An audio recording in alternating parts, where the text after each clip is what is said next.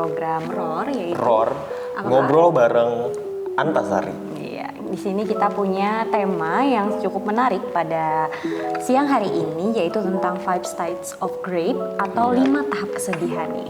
Mungkin teman-teman yang mahasiswa baru nih udah ada nih pengumuman UMPTKIN, mungkin sudah ada yang mencek lulus atau tidaknya nih. Bagi teman-teman yang lulus, kita sebelumnya untuk mengucapkan selamat untuk teman-teman yang sudah lulus, selamat bergabung. Apalagi pilihannya itu ada di UIN Antasari dan yang selamat bergabung menjadi keluarga besar UIN Antasari Banjarmasin. Dan bukan cuma itu aja ya Kak, bukan cuma kayak jalur SPAN atau jalur UMPTKIN, tapi ada juga nih masih satu jalur yang mungkin belum pengumuman ya Kak, tapi mau gimana ya, mau pendaftaran gitu. Iya, itu. Jadi masih ada kesempatan nih untuk teman-teman yang mungkin tidak diterima di jalur SPAN PTKIN, UMPTKIN, jangan berkecil hati karena kesempatan masih ada nih di jalur mandiri tentunya. Apalagi teman-teman yang masih mau nih masuk UIN Antasari Banjarmasin, gerbang masih terbuka lebar, kesempatan masih ada, masih bisa diambil nih kesempatan terakhir kita. Buat teman-teman yang bersedih, mungkin ada perasaan yang galau, mungkin tidak terima gitu. Ini udah belajar dari pengalaman ya, mungkin ada teman-teman yang sekarang masih belum bisa menerima nih keadaan kesedihan yang dirasakan karena gagal gitu. Sudah mencoba semaksimal mungkin, tetapi masih gagal. Misalkan untuk di UMPTKIN ini sebelumnya jangan berkecil hati nih. Maka dari itu di podcast, bukan podcast sih, di ROR kita pada siang hari ini. Santai aja ya Kak sebenarnya. Sebelumnya nih Kak, sebelum kita mau masuk ke inti acaranya, sebenarnya diskusi pada hari ini, alangkah baiknya kita mau perkenalkan diri dulu nih. Oke, silakan. Dari siapa dulu nih? Cowok dulu. Oh iya dong. Saya kira ladies first nih. Ya baik, perkenalkan, nama saya Muhammad Roli Fadlani. Saya biasa dipanggil Roli dan saya wakil 1 Putra Antasari 2021. Dan untuk fakultas, saya di Fakultas Usuluddin dan Humaniora, Prodi Psikologi Islam. Saya ya, perkenalkan nama saya Siti Salwa, saya mahasiswi Psikologi Islam UIN Antasari Banjarmasin angkatan 2019. Saya wakil 3 Putri Antasari. Insya Allah, luar biasa sekali. Kita sama-sama jurusan psikologi ya, iya. Karena kita sama-sama kebetulan jurusan psikologi, jadi kita membahas nih tentang 5 stages of grief ya, dimana kita akan membahas kesedihan. Ternyata kesedihan itu tuh nggak mutlak gitu, atau ada beberapa tahapan. Jadi sebelum kita melangkah atau merasakan move on nih teman-teman, kita akan merasakan tahapan-tahapan nih di dalam kesedihan, yang dimana kalau diibaratkan grafik itu tuh kayak tadi pertama nih lurus, terus turun banget, habis itu naik lagi nih. Nah, gimana kita akan menjelaskan bagaimana tahapan-tahapan itu berlangsung dan bagaimana nih biasanya mungkin ada teman-teman yang tidak menyadari atau belum tahu tahapan-tahapan dalam kesedihan itu apa aja gitu. Betul banget. Nah, jadi di dalam teori atau model 5 stages of grief ini, itu tuh pasti berhubungan banget ya Kak sama real life atau masalah kehidupan kita. Nah, jadi banyak tuh bahwasannya teman-teman atau teman-teman saya, sepengalaman saya Kak nih, banyak banget mereka itu mengira bahwa emosi ini adalah emosi yang marah gitu. Maksudnya kayak sebagai contoh nih, ketika mereka kan lagi dipukul atau ketika mungkin barang mereka direbut dan mereka gue lagi emosi nih kata dia. Nah, sebenarnya emosi itu tuh sebenarnya banyak kan nggak cuman kayak emosi marah, bahkan emosi itu ada yang positif dan ada juga negatif kan. Nah, jadi bentuk dari emosinya ya. Iya, sebenarnya emosi itu bukan cuma marah aja teman-teman, tapi mulai dari bahagia, senyum, ketawa, sedih. Nah, itu termasuk juga namanya emosi. Jadi yang dikatakan sebagai emosi itu adalah bentuk-bentuk dari ekspresi diri kita gitu. Jadi ekspresi marah itu tuh adalah salah satu bentuk penyaluran dari emosi marah. Kemudian ada emosi sedih, emosi senang, emosi bahagia, jatuh cinta, itu juga termasuk dalam emosi yang mungkin tersalurkan dalam beberapa bentuk nih. Nah, termasuk di dalam kesedihan ini. Kesedihan itu juga merupakan bagian dari emosi. Mungkin teman-teman di sini ada yang pernah merasa sedih nggak? Selain dari kesedihan mungkin ditolak gebetan ya, ditolak pacar atau ditolak universitas kayak yang sekarang terjadi itu ya. Ini udah booming banget ya Kak, bahkan kayak musim-musimnya gitu kan. Orang ngebuat konten yang dimana mereka tertolak oleh universitas impian mereka gitu ya kan. Jadi kayak gimana nih tahapan move on gitu. Mungkin kalau ditanya tahapan move on itu kita harus melalui beberapa tahapan kesedihan dulu nih. Yang pertama mungkin setelah kita ditolak nih, yang pertama kita pasti ada merasa denial. Denial tuh apa sih? Denial itu kita nolak nih. Maksudnya nolak itu kita nolak kenyataan yang terjadi.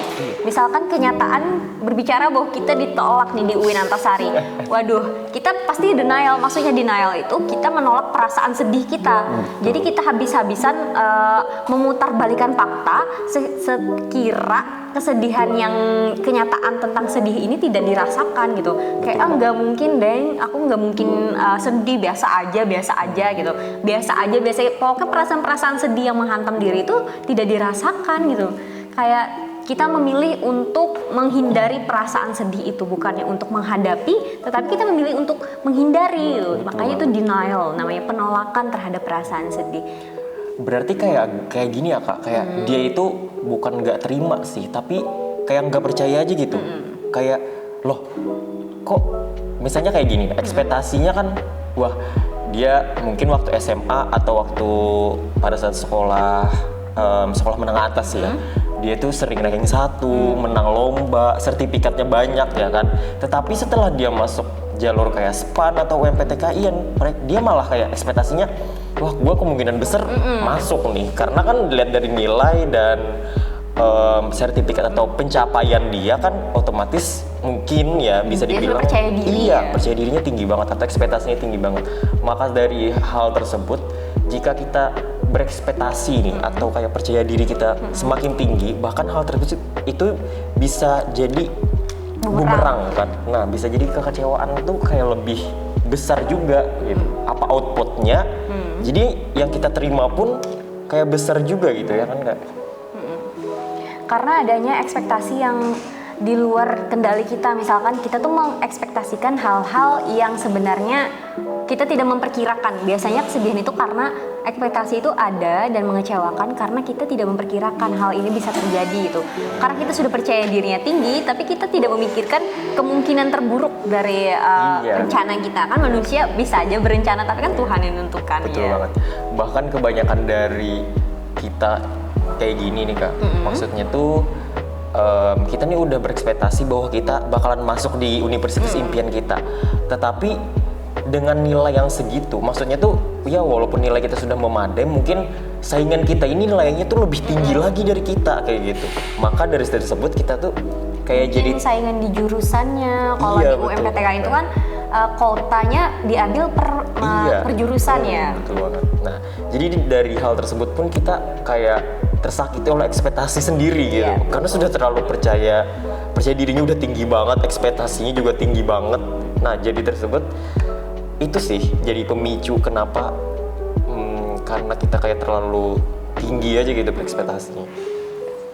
Mungkin tahapan yang pertama itu kan ada denial. Jadi setelah kita merasakan, kita menolak perasaan-perasaan sedih atau kita menolak kenyataan bahwa hal itu menyakiti diri kita kemudian mulai marah. Nah, ini adalah tahap yang kedua, yaitu tahap anger. Di mana kita merasakan marah yang luar biasa. Marah itu mungkin bukan terhadap hasil, tetapi terhadap diri sendiri nih. Misalkan, kenapa kemarin aku nyobanya kurang keras nih, belajarnya kurang giat gitu.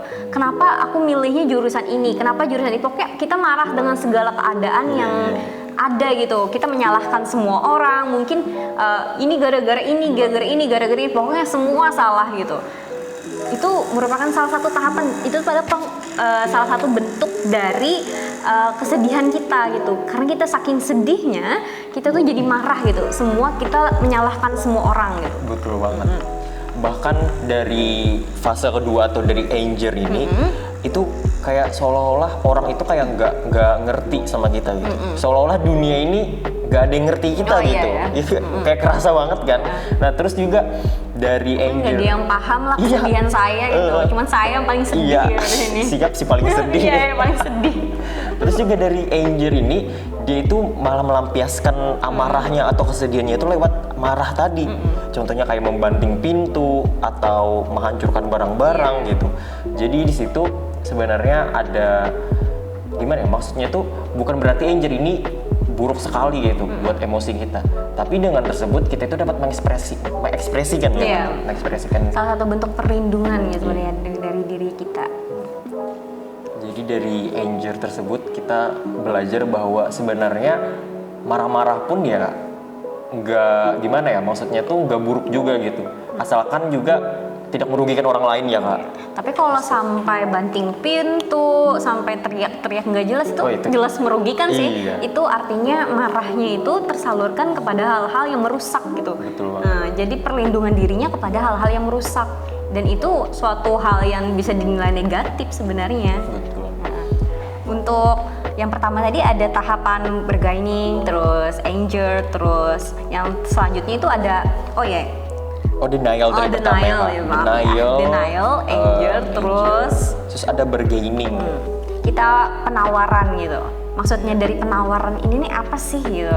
Jadi kita tuh membanding-bandingkan suatu hal gitu. Kita menawarkan pada diri, andai saja aku kemarin lebih giat lagi, pasti hasilnya kayak gini. Itu tuh demi menenangkan diri sendiri gitu. Itu tuh salah satu bentuk tahap kesedihan yang dimana kita menenangkan diri sendiri dengan cara melampiaskan hal itu pada penawaran-penawaran kita gitu. Seperti berandai-andai ya Kak? Berandai-andai. Andai ya pada saat aku masuk jalur SPAN tadi, gue milihnya jurusan ini, kayaknya gue bakal masuk deh karena peluang di sana itu lebih besar gitu. Nah itu juga bisa termasuk tuh bergaining atau kayak seperti penawaran atau berandai-andai. Jadi itu salah satu bentuk penolakan akan kenyataan gitu. Jadi kenyataannya itu diusahakan untuk dialihkan ke andai-andai itu. Jadi dia berusaha untuk memuaskan dirinya gitu. Ya kalau ibaratnya kalau orang normal ya kalau gagal ya gagal aja gitu ya. Ya udah gitu. Kalau orang yang sudah bisa menyudahinya pasti ya sudahlah, kalau udah gagal aja gitu. Tapi kalau orang-orang yang sedih banget karena dia tersakiti tadi oleh ekspektasi, jadi dirinya itu mencari perlindungan gitu. Ya salah satunya otaknya memutar perlindungan tersebut dengan cara berandai-andai gitu.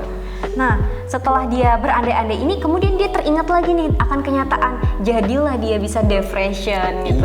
Dia atau merasakan, depresi ya. Iya, dia merasa kesedihan yang luar biasa. Mungkin dia mengurung diri, nggak mau bicara sama siapapun, nggak mau makan. Ya pokoknya salah satu bentuk kesedihannya itu dengan cara hal-hal yang seperti orang depresi. Tapi sebenarnya di sini depresi ini bukan merujuk masuk ke gangguan mental. Ya, bukan psikopatologi jenisnya. Bukan. Tapi ini karena saking sedihnya ya, jadi kayak seolah-olah dia tuh kayak orang yang sedang mengidap depresi, tapi dalam jangka waktu yang tentunya berbeda dengan orang yang depresi secara psikopatologi.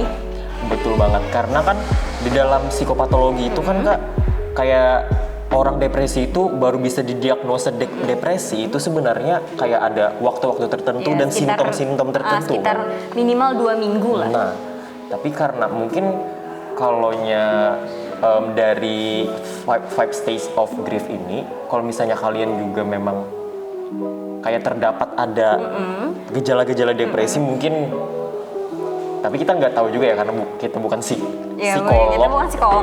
Jadi nggak boleh ngediagnosa secara sembarangan. Apalagi nih teman-teman yang kayak self diagnose itu kayak ramai banget ya Kak. Kayak ngelihat, oh iya ini ada tentang misalnya nih di TikTok. Tapi sebenarnya kalau self diagnose itu bisa merujuk kepada hal-hal yang memang awalnya tidak ada gejala psikopatologi, tiba-tiba ada karena kita mensugesti diri. Iya, betul banget. Pokoknya ini bipolar. Pokoknya aku ini termasuk bipolar lah, pokoknya bipolar. Ternyata beneran bipolar. Itu gimana? Awalnya yang bukan jadi penyakit, malah jadi penyakit gara-gara self diagnosis. Itu tuh kuatnya sugesti ya Kak. Oke, kita lanjut tadi ke depresi. Ya contohnya aja nih kayak karena Depresi ini kayak termasuk penyesalan gitu ya Kak? Bukan penyesalan, tetapi dia itu kayak dia mulai belajar menghadapi kenyataan. Iya, kayak belajar di tahap-tahap kritis nih kalau di dalam 5 tahap kesedihan, karena dia tahap yang paling dalam dan juga tahap yang disebut kritis karena di sini jadi penentu dia mau lanjut atau akan stuck di depression. Iya, betul. Makanya dari itu kalau misalkan bisa terjadi simptom tadi ya, simptom dari depresi itu sendiri. Kemudian kalau misalkan dia memang kepribadian itu sudah mulai menerima dan tumbuh, dia bisa nih ke tahap selanjutnya. Tahap selanjutnya ada apa nih Kak? Tahap selanjutnya itu adalah acceptance atau penerimaan. Jadi di dalam tahap terakhir itu kayak penerimaan di mana bahwa dia itu menyadari gitu bahwa kayak kemampuannya cuman ya sebatas di situ. Dia menerima apa adanya udah kayak gitu. Berbeda kan kalau misalnya dari depresi yang dimana dia itu kayak masih belum menerima ya Kak kenyataan, tapi dia itu masih belajar gitu untuk menerima kenyataannya. Terus pasti kayak terbesit atau terpikir kayak oh iyalah ternyata emang keras gitu. Oh iya ternyata emang ketat gitu, emang mau masuk ke universitas impian kita. Mungkin penerimaan di sini juga dapat bersifat perasaan ya. Dia menerima perasaan-perasaan sedih yang sudah dia alami, kemudian dihadapi gitu kenyataan yang memang benar-benar pahit. Oh iya, saya kegagal, saya sedih. Kemudian saya harus apa nih? Saya terima kesedihan ini, saya terima gagal gitu. Jadi dia menjadi pribadi yang lebih bertumbuh gitu. Karena dia bakal mencoba lagi di mungkin oh iya, tapi kan masih ini bukan akhir dari segalanya. Betul, gitu. Di sini masih ada jalur mandiri. Pokoknya saya harus coba lagi nih gitu. Kayak bukan berarti kalau misalnya kita nggak lulus PAN atau UMPTKI itu berakhir. Iya, dunia berakhir nggak kayak gitu. Bahkan kalau misalnya nggak lulus di UM Mandiri pun kita bisa coba lagi ya, misalnya di tahun depan atau mencoba untuk cari kursus-kursus untuk mengisi waktu gitu. Kalau kepribadian yang berkembang, kepribadian yang grow mindset itu ya, kalau orang-orang yang berpikir ke depan dan dia tidak terlarut-larut di dalam kesedihan, dia pasti menerima kenyataan yang ada, kemudian dia mencoba hal baru. Apa nih yang bisa saya lakukan? Oke, saya tidak bisa di sini, mungkin saya bisa di lain gitu. Itu adalah salah satu tanda grow mindset ya, orang-orang yang mindsetnya berkembang gitu. Kalau mau berkembang ya harus menghadapi kesedihan-kesedihan lagi. Mungkin kesedihan yang sekarang ini berat banget nih bagi hidupnya. Mungkin kalau suatu saat nanti dia bakal dalam keadaan yang sama, dia jadi belajar, dia jadi tahu bagaimana cara menghadapi kenyataannya, bagaimana cara menghadapi kesedihan yang ada. Oh iya nih, di dalam kesedihan ini ada 5 tahapan nih. Oh mungkin saya sekarang lagi ada di fase penolakan, denial. Saya merasa sih saya kayaknya di fase ini ya. Kalau saya sendiri merasa seperti itu. Oh 5 tahap kesedihan ya. Oh saya ada di tahap mana nih? Oh saya di denial. Kalau kita punya kesadaran self awareness yang bagus gitu dalam diri kita menerima, kita tahu kita ada di tahapan mana. Saat kita udah di tahap depresi, oh saya pokoknya mau menyendiri dulu karena saya merasa ini nggak bisa nih, saya harus menyendiri, saya harus berpikir ulang gitu sebelum ke tahapan acceptance dan juga move on gitu dari rasa sedih ya. Dari acceptance gitu kita tuh belajar gitu bahwa sebenarnya apa yang kita nggak bisa gapai kita harus menerimanya gitu secara ikhlas ya kan. Nah jadi nggak harus kayak walaupun kita sudah mencoba mati-matian ya istilahnya. Sudah ambis banget gitu ibaratnya kata-kata sekarang. Iya, kita udah belajar mati-matian tapi walaupun nggak keterima, tapi itu bukan berarti akhir dari segalanya gitu. Nah dari situ kita belajar bahwa hal tersebut bisa jadi itu adalah keikhlasan kita gitu untuk menerima oh ya emang kenyataannya kayak gini gitu. Dan itu walaupun kita sudah berandai-andai gitu kan, kayak berandai-andai iyalah cakanya atau kita belajar kan ya lebih giat lagi, lebih keras lagi terhadap seandainya kemarin kada main-main jadi kada nongkrong sana sini seandainya lebih keras lagi, tidak santai misalkan. Oke, kepada teman-teman yang punya pertanyaan atas materi-materi tentang kita yang sampaikan tadi nih tentang 5 tahap kesedihan, mungkin bisa nih teman-teman untuk tulis pertanyaannya di kolom komentar. Ada yang bertanya Kak? Belum ada nih. Oh, dari ini ada yang sudah bertanya, Kak, bagaimana sih cara kita mempositifkan pikiran kita agar kita tidak merasa ngedown. Oh, ini mau dijawab sama Psikologi siapa positif nih? mau? Baik. Kak Salwa dulu deh, nanti saya nambahin gimana? Ini tentang cara kita berpikir ya. Berpikir itu kan artinya kognitif ya kalau di dalam psikologi. Agar pikiran kita menjadi positif dan tidak merasa ngedown. Pikiran positif itu kayak apa ya? Kalau saya ibaratkan kata-kata positif itu kayak ramuan gitu atau mantra terhadap diri. Itu masuk ke dalam tahapan ini juga kesedihan. Cara kita untuk menanggapi rasa sedih ini dengan cara melampiaskan gitu. Jadi kita harus memilih-milih nih, kita melampiaskan rasa sedih kita kemana gitu, ke hal-hal yang positif atau negatif. Itu kembali lagi ke pilihan kita masing-masing. Kemudian untuk supaya kita nggak ngedown, ya kalau misalkan kita merasa diri kita ini lebih dipengaruhi oleh lingkungan, otomatis kita harus cari lingkungan yang bisa mensupport kita, lingkungan yang positif juga untuk mendukung. Atau kalau mau cari teman yang senasib mungkin lebih bisa mendukung ya. Iya kan, kalau saya merasa kayak gitu sih, saya cari teman saya yang gagal juga gitu. Jadi kan sama-sama merasa, sama-sama relate ya. Itu kayak namanya Kak, berbagi emosi. Kita berbagi emosi, jadi dan pasti bakal lebih paham ya, lebih paham karena mereka. senasib gitu, cari teman yang senasib. Betul. Karena orang belum tentu dapat memahami apa yang kita rasakan. Gitu. Dan orang belum tentu punya pertahanan diri yang bagus dan juga bisa menghandle rasa sedihnya sendirian gitu. Betul. Mungkin perlu, ya tidak apa-apa sih kalau kita perlu orang lain itu. Nggak apa-apa. Sangat manusiawi gitu. Sebagai manusia yang utuh pasti kita perlu orang lain untuk membantu kita, termasuk dalam perasaan-perasaan itu. Apalagi manusia kan makhluk sosial ya. Jadi nggak mungkin nggak kayak, oh ya gue pasti bisa nih ngelakuin dengan sendirian. Walaupun kita bisa, tapi kita tetap butuh orang lain. Iya, butuh orang lain untuk mendukung. Ya mungkin kalau malu, ya mungkin keluarganya lebih support, bisa ngomong sama keluarga, lebih deep talk sama keluarga, lebih minta pengertian gitu. Mungkin bisa aja setelah dia bilang ke mama atau papahnya untuk sedih, mungkin bisa dihibur oleh keluarganya. Betul. Bawa jalan-jalan sama keluarganya itu kan salah satu bentuk hiburan ya. Healing. Iya. Atau kalau mau kayak nggak terlalu maksudnya nggak terlalu akrab sama keluarganya, mungkin bisa aja kita cari lewat internet, kita cari orang yang nggak kenal atau kayak anonimus gitu. Kita jadi anonimus, dia juga anonimus, tapi kita dan mereka saling itu memvalidasi. Saling memvalidasi, berbagi emosi yang dimana hal tersebut pasti akan tersampaikan juga. Oke, ini ada pertanyaan lagi untuk Kak, kalau kita nggak lulus nih, better kerja atau tetap usaha kuliah di universitas lainnya, Kak? Kan banyak yang bilang better kerja daripada kuliah. Mungkin kuliahnya setelah pada masuk universitas negeri, milih universitas swasta atau kerja nih. Ini lagi topik hangat banget diperbincangkan para Gen Z. Milih kerja atau masuk kuliah tapi swasta ya? Menurut Kak Rolly gimana nih? Kalau menurut aku ya Kak Salwa, sebenarnya ini kayak pilihan gitu ya. Namanya juga hidup pasti pilihan ya kan. Nah kalau misalnya kita better mana? Iya, lebih baik mana nih, kerja atau kuliah? Menurut saya sih kembali. Iya, bagus lagi kan sebenarnya. Cuman ini balik lagi sih ke mimpi kalian. Karena suruh milih nih. Iya. Tapi kalau misalnya saya di posisi hal tersebut, mungkin saya akan pilih kuliah. Kenapa? Karena kalau misalnya kita kuliah, sebenarnya walaupun kita lagi kekurangan kayak finansial, kayak kekurangan ekonomi, sebenarnya beasiswa itu banyak banget ya Kak, banyak banget. Terutama di UIN ya? Iya, terutama di UIN itu banyak banget beasiswa. Jadi sebenarnya nggak gimana ya, walaupun sebenarnya UKT di universitas itu kayak tergolong mungkin mahal ya.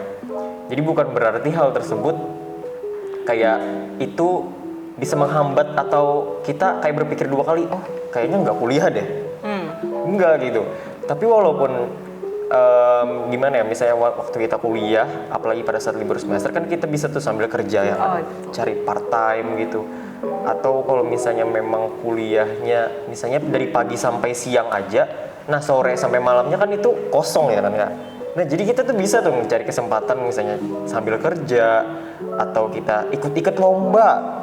Kalau misalnya kita berprestasi tuh punya kita bakat ya? Iya, punya bakat itu ikut lomba. Itu juga biasanya hadiahnya lumayan Kak. Jadi kita bukan hanya dapat uang, bukan hanya dapat sertifikat, tapi kita juga dapat pengalamannya.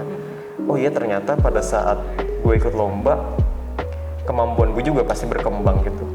Nah jadi sebenarnya sih itu tergantung pilihan juga ya. Apalagi kalau misalnya cita-cita kalian misalnya nih mungkin ada beberapa pekerjaan yang dimana mengharuskan kalian kuliah, contohnya seperti dokter.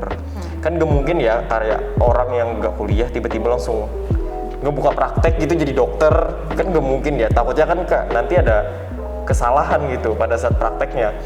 Nah jadi hal tersebut kalau misalnya teman-teman mau jadi dokter atau psikolog pun ya Kak, psikolog pun kita harus kayak ngambil S2 dulu atau kuliah dulu. Jadi itu tergantung dari dari pilihan atau cita-cita kita gitu atau impian kita. Ya kalau misalnya pilih salah satu, kenapa gak pilih keduanya aja gitu, kuliah sambil kerja. Kalau saya punya pendapat yang berbeda sih dari Rolly. Kalau saya mikirnya gini, kan kalau misalkan dalam kuliah itu kan apalagi swasta ya, belum tentu ada jurusan yang kita mau. Satu, kalau misalkan ngebet banget untuk masuk kuliah, jurusan apa aja deh yang penting kuliah daripada malu. Nah, ada yang berpikir seperti itu. Masalahnya di real life tuh ada yang berpikir seperti itu pastinya. Jadi dia ngambil asal aja kuliahnya, jadi kuliahnya jadi main-main. Iya, jadi berantakan ya, jadi nggak serius. Jadi nggak serius, apalagi swasta juga nggak murah gitu seperti yang kita tahu. Gimana pun mau bilang swasta murah, swasta banyak ininya, bukan yang menjelekkan, tapi kebanyakan gitu swasta itu lebih mahal gitu, dan semua orang juga pasti tahu ini bukan rahasia. Bukan rahasia kayak terlalu secret lagi ya. Iya, pasti semua juga udah tahu gitu.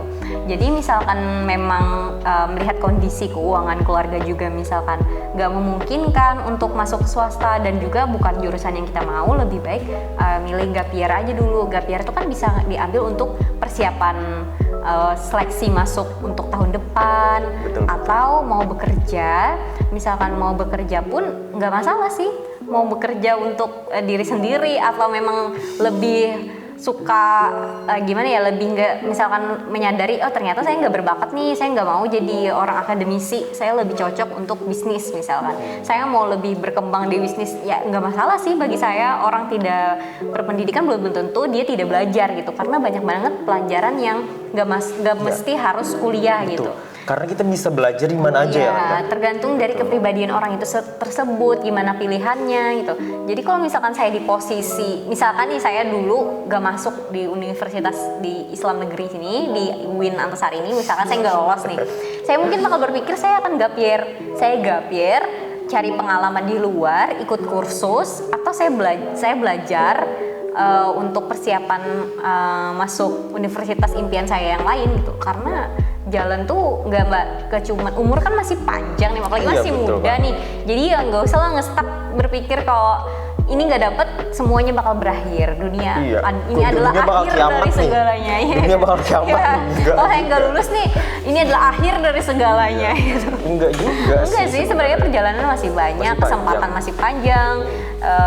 Kita bisa untuk milih kegiatan-kegiatan kita, mengisi waktu. Pokoknya yang salah itu kalau kita misalkan gap year, nggak ngapa-ngapain. Iya, betul. Belajar enggak, kursus enggak, cari kerja enggak. Pokoknya jadi beban aja di rumah. Itu salah banget nggak sih teman-teman? Kita ini udah jadi beban keluarga gitu. Jadi malah ditambahin bebannya. Mungkin dia bisa berdalih dengan depresi.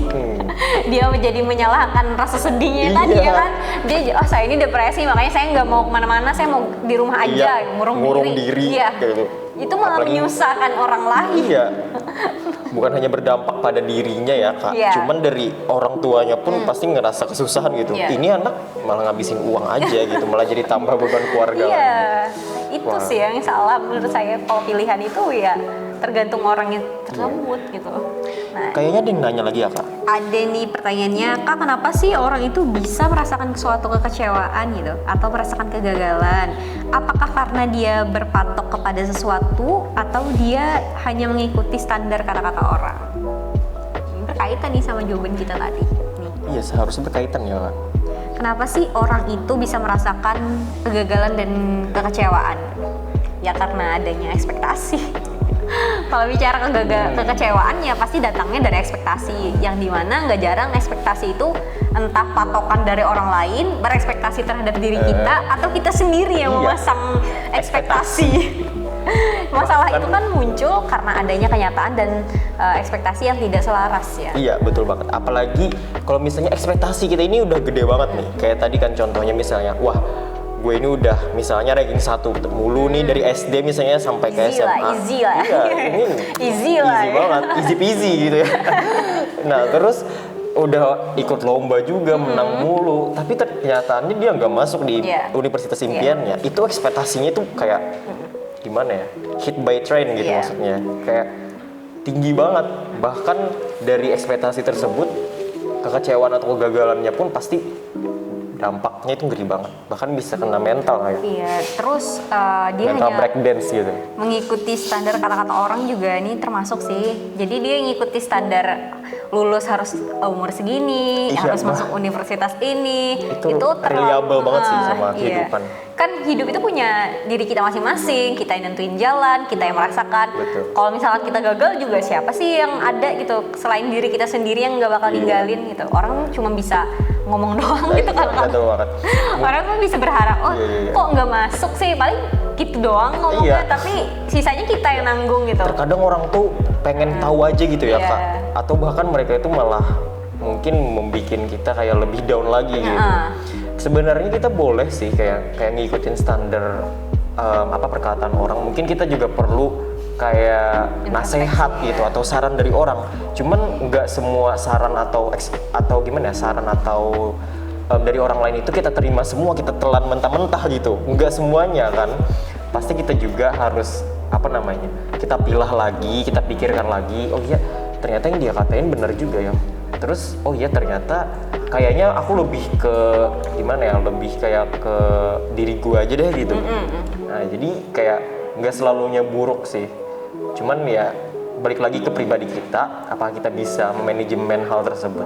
Nanya dong Kak, apakah baik kalau kita memiliki sifat optimis terhadap segala situasi gitu? Oh iya. Optimis ini kayak agak-agak tipis juga sih ya sama ambis. Cuman iya kan nggak, kalau nggak salah ya. Tapi optimis ini orangnya kan kayak selalu berpikir positif, percaya diri gitu. Sebenarnya nggak ada yang salah sih. Kalau misalnya kita di segala sesuatu optimis, cuman yang jadi problem atau masalahnya itu optimisnya di sini tuh kayak berlebihan banget gitu. Kayak misalnya dia itu kayak ngelakuin dia itu berekspektasi atau kayak telah berpikir bahwasannya dia itu bisa ngelakuin ini, tapi kenyataannya dia itu sebenarnya nggak bisa gitu. Nah takutnya pada saat dia nggak bisa mengukur kemampuan, takutnya nanti pada saat nggak bisa ngelakuin hal tersebut dia malah kecewa gitu oleh ekspektasinya sendiri. Betul banget. Menurut saya tuh ekspektasi yang salah itu kalau misalkan optimis kita itu tidak sejalan dengan kerja keras. Iya. Dengan kerja keras. Optimis boleh, tapi sesuaikan dengan kerja keras. Kan ada yang namanya setting goal ya. Iya, jadi betul, di dalam setting goal itu kita menganalisa pencapaian apa yang kita dapat dari usaha yang kita lakukan. Kalau misalkan pencapaian kita tinggi tapi usaha kita tidak sejalan, ya pasti semua juga bakal tahu hasilnya seperti apa. Jadi mau optimis bagaimanapun kalau tidak diiringi dengan kerja keras, doa dan tentunya usaha yang maksimal, itu optimisnya yang jadi percuma gitu. Betul sekali. Cuma berangan-angan kayak optimis sih. Iya. Saya pokoknya harus optimis. Iya. Optimis menang ya. Iya, si paling tanpa optimis, mencoba ya. Si paling optimis ya. Mungkin kita udah masuk sesi terakhir teman-teman. Mungkin tidak ada lagi ya pertanyaan dari kawan-kawan semuanya. Terima kasih untuk teman-teman yang sudah bergabung. Mungkin ada closing statement nih dari saudara Rolly. Silahkan untuk lebih dulu mengumumkan closing statementnya. Iya, jadi untuk yang 5 stage of grief ini ya, sebenarnya ini kayak relate banget kayak kehidupan kita Kak.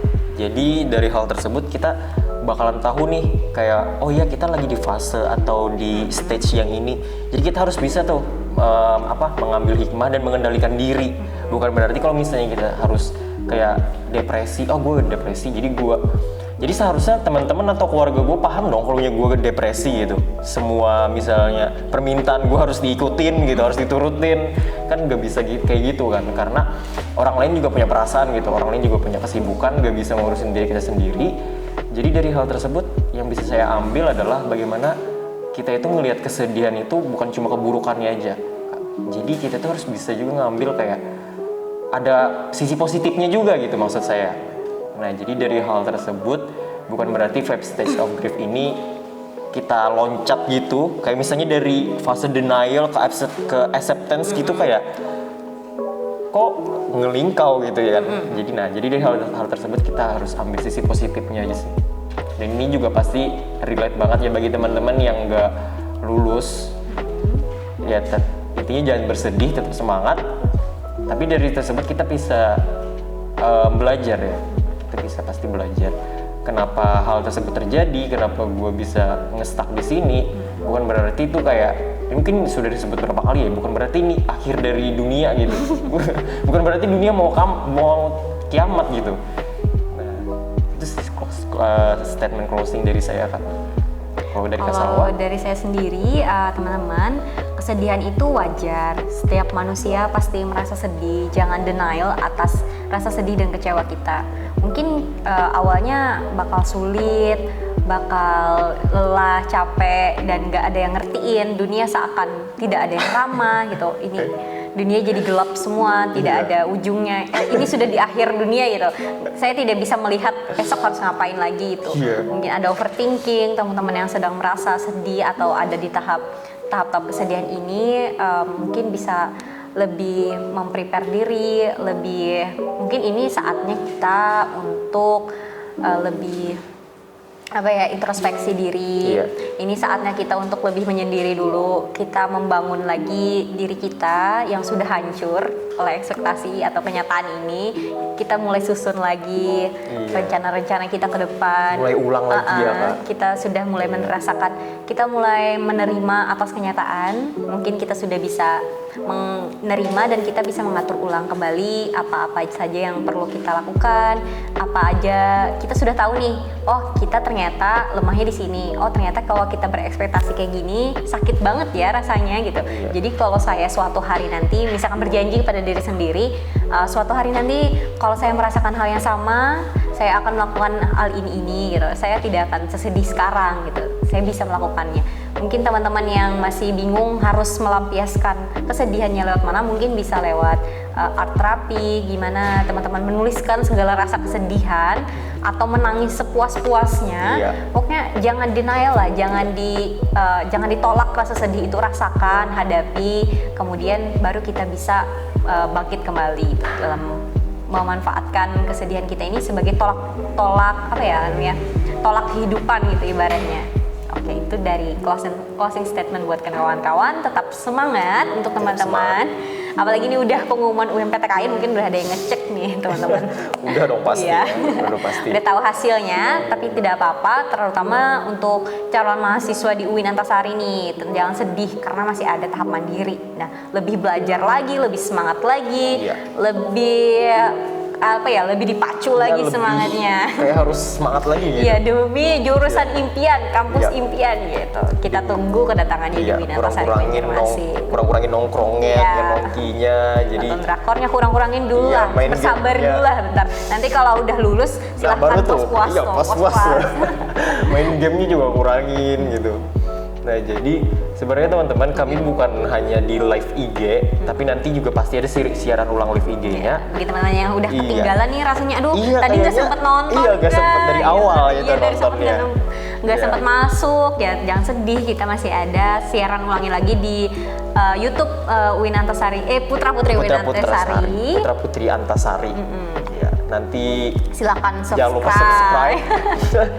Jangan lupa subscribe. Jadi nantikan roar selanjutnya. Iya. Itu pasti. Pertama akan ada putra-putri yang lain juga ya untuk mengisi dengan tema-tema unik lainnya. Jadi bukan cuma ngebahas kayak seputar psikologi atau yang pada saat kita bahas sekarang ya Kak, tapi banyak nanti. Bahkan kayak soal kehidupan yang relate dengan kita atau bahkan dengan ngobrol asik. Iya, ngobrol asik, ngobrol santai aja gitu. Oke, mungkin karena waktunya sudah mau habis nih live Instagramnya nih, karena live-nya sayang banget terbatas banget nih, padahal masih banyak nih yang ingin dibicarakan. Iya pasti banyak banget yang mau didiskusikan sebenarnya. Cuman karena keterbatasan waktu, jadi kita harus berpisah sampai di sini. Tetap semangat dari saya Muhammad Roli Fadlani dan saya Siti Salwa, mohon undur diri. Wabillahi taufiq wal hidayah. Assalamualaikum warahmatullahi wabarakatuh. Tetap semangat ya. Dadah. Semangat teman-teman.